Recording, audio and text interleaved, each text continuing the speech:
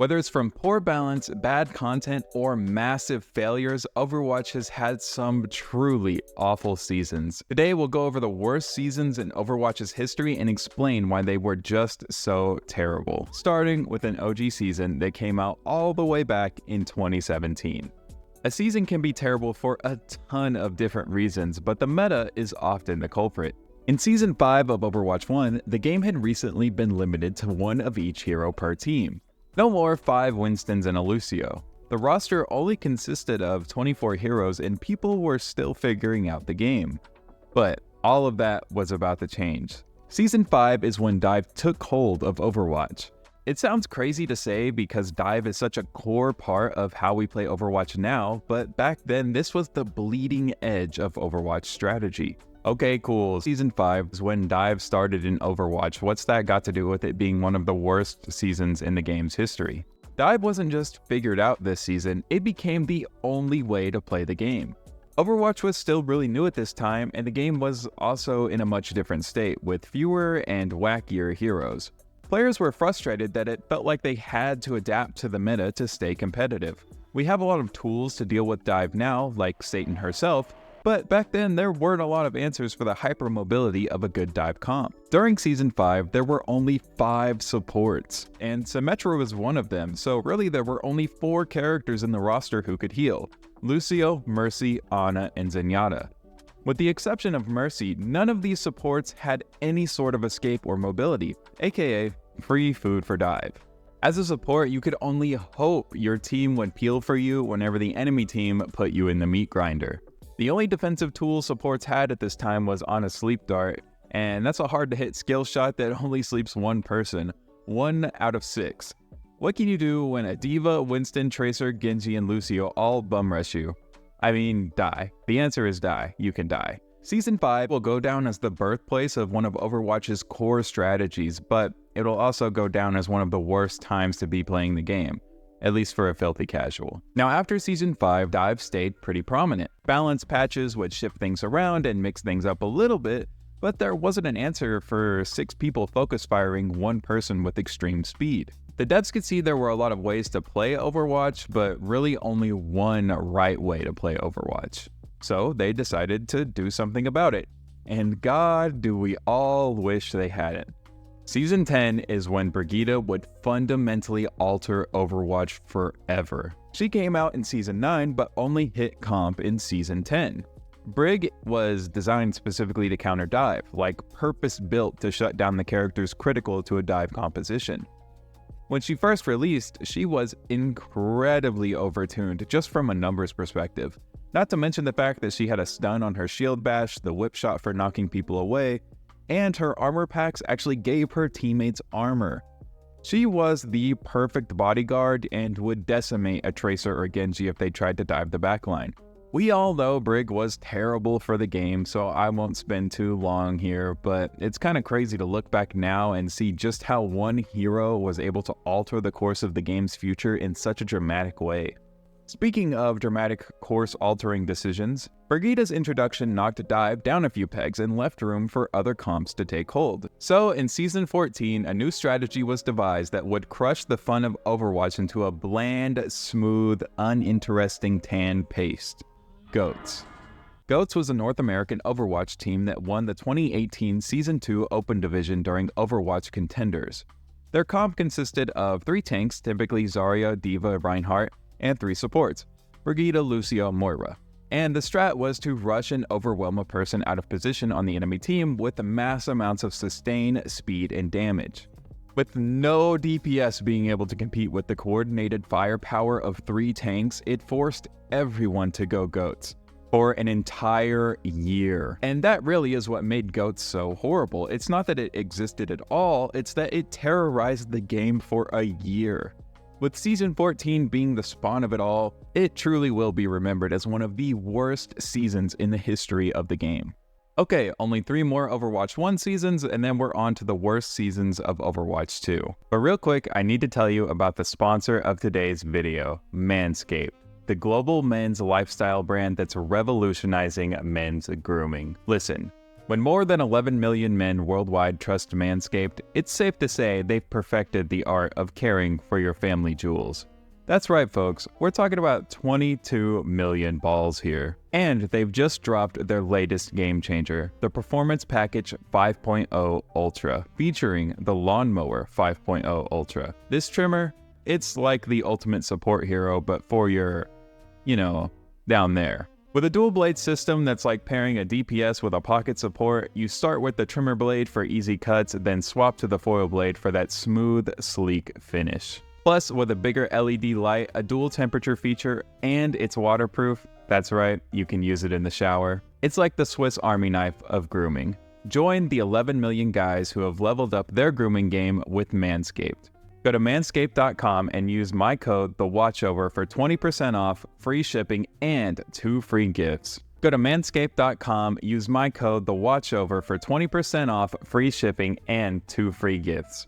Trust me, your balls will thank you. GOATS was unkillable, so the devs found another way to shake up the meta. Season 18 is when Role Queue was introduced to Overwatch. That sounds like a good thing, right? GOATS is dead. No more 6 DPS teams, a more organized and balanceable way to play the game? Well, kinda. The problem with Season 18 and Open Queue wasn't the idea, it was the execution. When Role Queue was first introduced, it had a whole host of problems. For one, there was a loss of freedom and composition diversity, but there were more technical issues as well. Major matchmaking bugs were putting top 500 and pros against gold players. Pro players were also being put in gold after doing their placements. Bill Warnick said in a Blizzard forum post that when Season 18 went live, matchmaking values from prior seasons weren't being respected.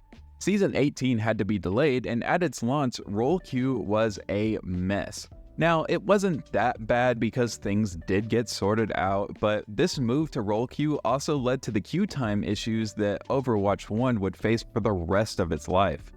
Not enough tanks and too many DPS led to insane queue times for DPS players, but that's a can of worms on its own.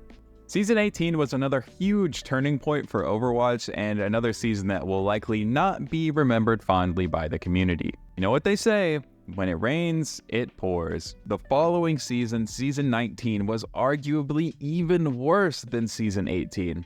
Why, you ask? At the end of Season 18, Sigma was introduced to the game, and guess what people figured out in Season 19? Double Shield. Welcome to the end of fun in Overwatch. Double Shield has been covered ad nauseum, so we won't spend too long here, but it was a composition that used Orisa's old shield and Sigma's shield to essentially have infinite barriers. This meant that Overwatch became a game about only shooting shields. What fun! Double Shield would pretty much remain meta for the rest of Overwatch 1's life, making Season 19 one of the worst ever. Thanks Season 19 for ruining Overwatch 1. Wait, it's actually way worse than just the introduction of Sigma and the creation of the Double Shield meta. In Season 19, another devastatingly bad feature was introduced to Overwatch. Map pools sucked so bad. There weren't enough maps in Overwatch to support this system, even with 2CP. It sucked to have to play on the same handful of maps over and over and over and over again. Sometimes you would even get the same map several times in a row. Who remembers playing Balskaya every game? I know I do.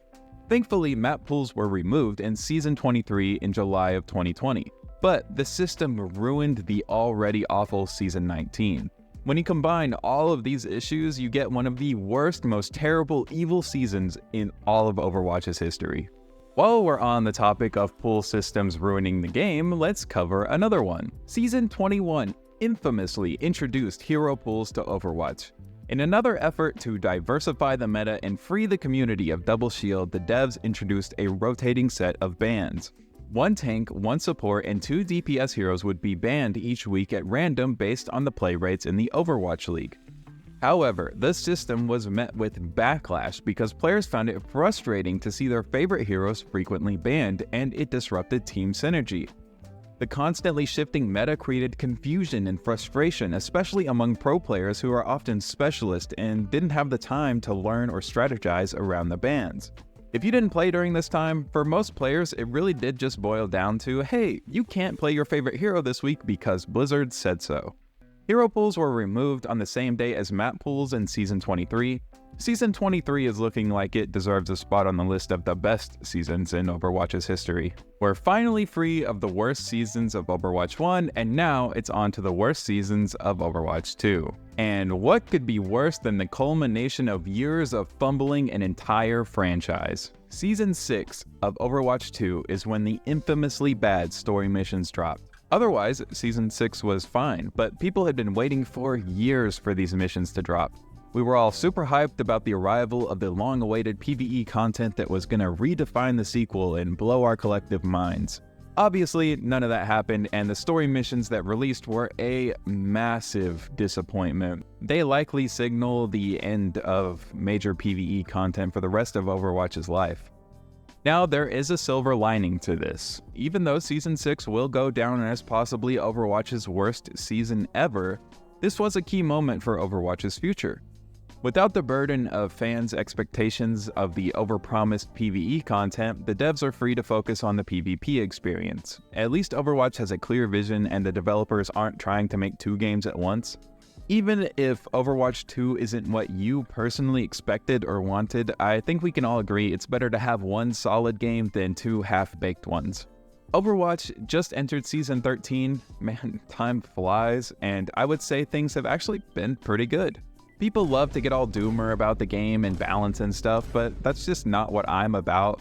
I think Overwatch 2 has been pretty great so far, and I'm excited for the game's future, but there's still more we have to cover. Our next season just had so many issues, it's giving me flashbacks to Season 19.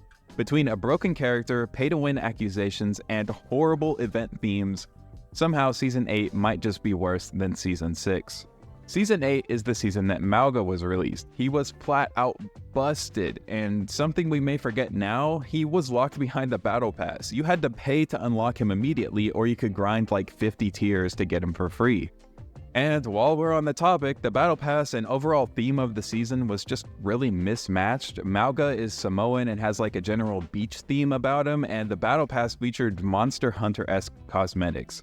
All this stuff released around Christmas time too, so it's like super weird. Why? Where are the winter themed skins? Mauga was so broken, he was basically a must pick, and if you didn't pay to get him immediately, you were handicapping yourself and your team. If you played around this time, you know Blizzard was catching tons of flack, and rightfully so. Mauga's design lent himself to a brain-dead playstyle of just like shoot the biggest thing in front of you and heal a quadrillion health. Heroes were locked behind the battle pass in a way that felt unfair and raised serious questions about the competitive integrity of the game. I think post-Season 8 has really showed how much potential the game and the new dev team have though. They pretty much fixed this stuff. It took a while, but Mauga was nerfed and rebalanced, so he really isn't an unstoppable brain-dead hero like he was before. The new heroes are no longer locked behind the battle pass, and the seasons seem to have better and better themes that are more cohesive and will line up with holidays better. I mean, Witch Widowmaker is sick and is super cute. But while we're on the topic of mythics, Season 8 also had arguably the worst mythic so far.